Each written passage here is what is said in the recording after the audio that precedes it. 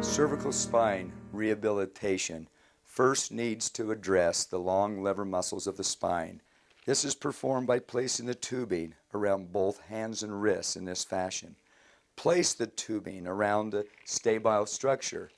In 21 years, I've never had a doorknob ever break. Tractioning.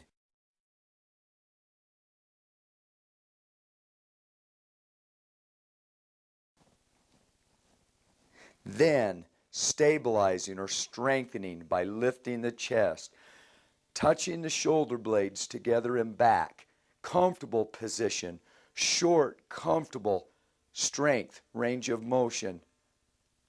Adjust the tube tension as far as you can go without any pain or discomfort. Do it till it feels good, and then quit. McKenzie neck cervical release can provide a lot of relief and polish the cervical facet neck joints by taking 2 fingers. First, tuck the chin, straight back.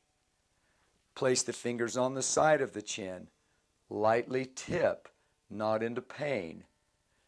Placing 2 other fingers on the mastoid process behind the ear and lightly lifting, distracting the cervical facets on the concavity. Be careful that you're not producing any pressure on the concave portion of the cervical spine.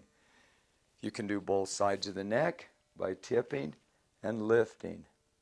This is a polishing action for the cervical facets. And if we lift, we don't apply pressure to the concavity side of the cervical facets.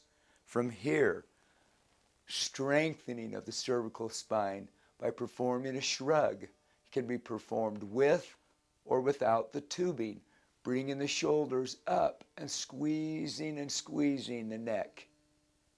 Then taking the portion of your hands, of your 5th digit of your little finger, placing it bilaterally under the mastoid process of your neck, which acts as an axis, overlapping your fingers in back, squeezing the neck to a comfortable pressure, lifting with the mastoid, and lightly polishing the cervical spine.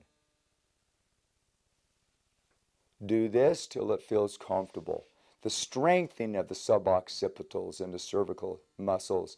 Then lift the nose to create pressure on the muscles of your neck, or create pressure on your fingers, strengthening the muscles of the cervical spine, and then short isometric contractions of the muscles of the upper cervical spine, the suboccipitalis. Doing it until it feels good, and that concludes the rehabilitation of the cervical spine.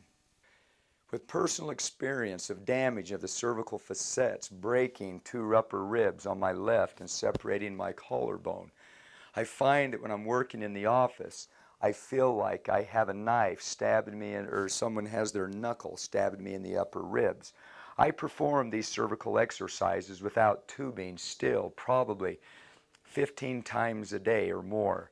I perform the stretches that we just showed by grabbing the left arm, stretching, pulling, tuck, tip, lift, shrug, hold, squeeze neck, lift, polish, lift to pressure, and I'm through. These exercises all can be performed like that in probably 15 seconds or less.